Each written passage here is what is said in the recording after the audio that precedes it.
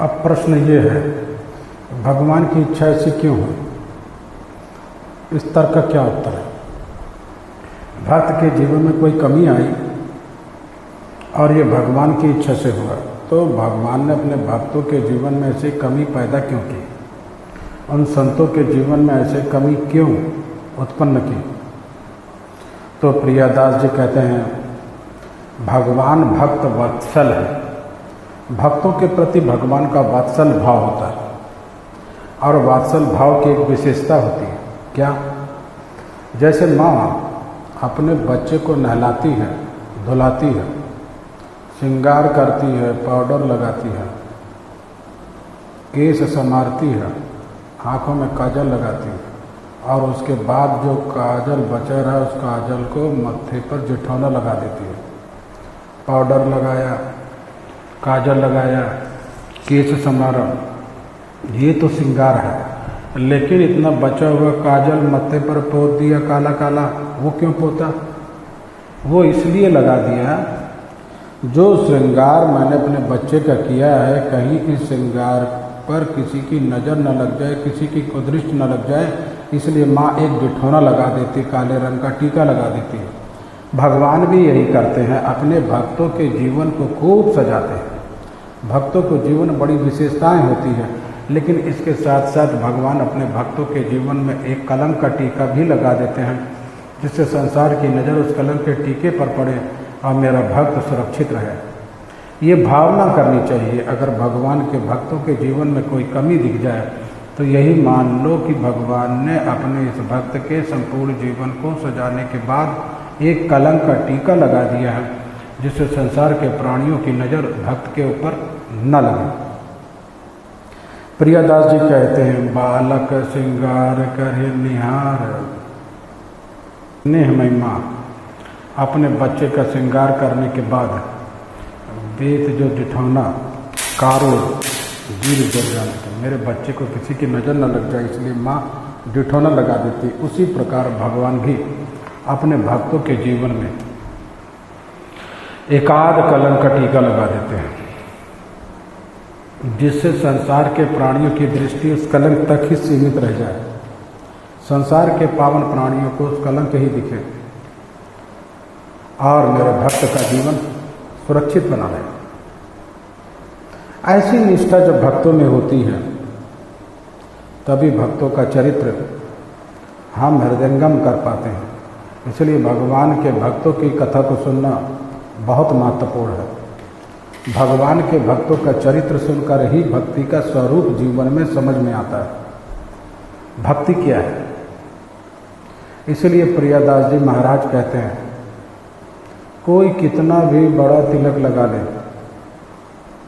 गले में खूब मालाएं पहन ले और खूब लाल पीले कपड़े पहन ले, लेकिन तब तक उसको भक्ति समझ में नहीं आएगी जब तक वो भक्तमाल को नहीं सुनेगा, भक्तों के चरित्र को नहीं सुनेगा। मस्तक पर खूब तिलक लगा ले, शोभित हो और राजे माल, गले में सुंदर तुलसी की मालाएं कई प्रकार की, लेकिन बिना भक्तमाल भक्ति रूप अति दुर्लभ। भक्तों का चरित्र सुने बिना भगवान की भक्ति तुमसे अभी बहुत दूर है। भक्ति को समझना, भक्ति को अगर ठीक ठीक समझना है तो भक्तों के चरित्र को प्रेम पूर्वक श्रवण करना।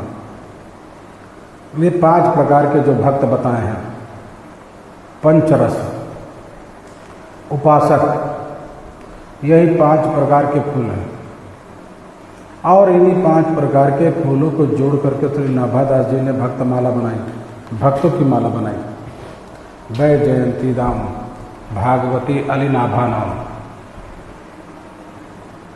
ये श्री नाभादास जी महाराज श्रृंगार भाव के उपासक, जो भक्तमाल का।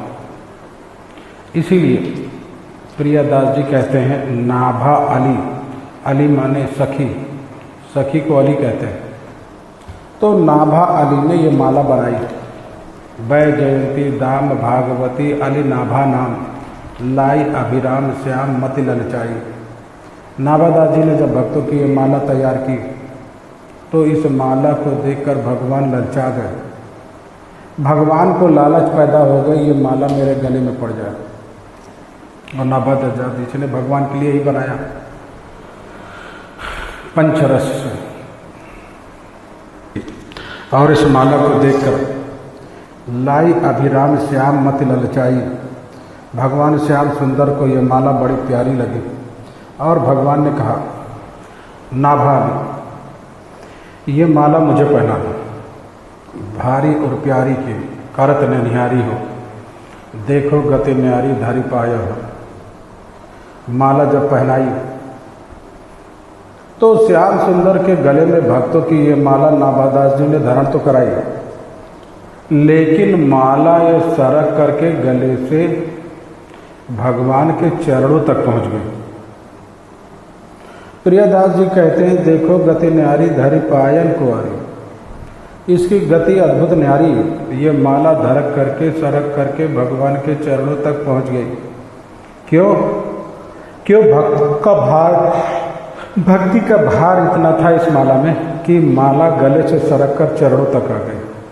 और दूसरा भाव, भक्त तो भगवान के चरणों की उपासना करते हैं, चरणों में ही भगवान के चरणों में ही भगवान का स्थान होता है।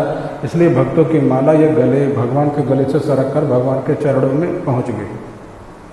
भक्त छवि भार ताकि नमित श्रृंगार हो तो बस लखे जाने। बड़ी ही सुंदर भावना श्री नाभादास जी ने इस भक्त माला को तैयार किया। प्रियदास जी कहते हैं, हमारे आपके जीवन में भक्ति का वृक्ष अंकुरित हो और होता भी है सत्संग से, संतों के दर्शन से। लेकिन हम उस वृक्ष को संवर्धित नहीं कर पाते, बढ़ा नहीं पाते। क्या कारण होता है? प्रियदास जी कहते हैं, भक्ति का पौधा तो उत्पन्न होता है लेकिन उसको कुतर की बकरी चर जाती है। जैसे छोटा सा पेड़ कोई हो, पीपल का पेड़, बट का पेड़, पीपल का पेड़, बरगद का पेड़ आपने लगाया, अगर सावधानी नहीं रखी तो कहीं से बकरी आई और बकरी ने उस पौधे को खा लिया और वह पौधा खत्म। उसी तरह हमारे जीवन में भक्ति का वट वृक्ष अंकुरित होता रहता है, लेकिन कुतर्क की बकरी उसे आकर चर जाती है। कुतर्क की बकरी से इसे बचाना है। कुतर्क की बकरी क्या है?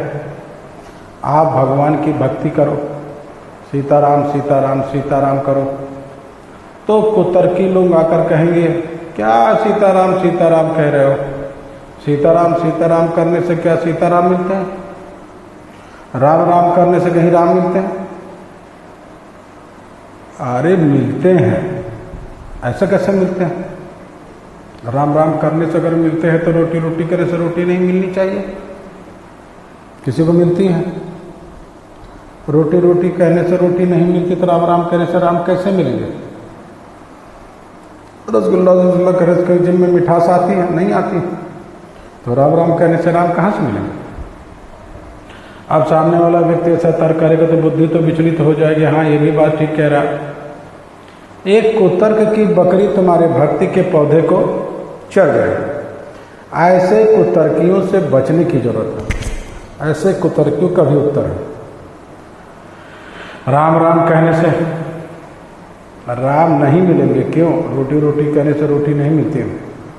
देखने में ये तर्क बड़ा सुंदर लगता है, लेकिन ये तर्क जो है स्वयं में तर्कहीन तर्क है। ये तर्क ही है। क्यों? रोटी और राम की बराबरी तुमने कर दी तो रोटी जड़ वस्तु है, राम परम चेतन है। रोटी सुनती नहीं है क्योंकि वो जड़ वस्तु है, राम परम चैतन्य है, वो सुनते हैं। तुम राम राम कहोगे तो राम सुनेंगे, रोटी रोटी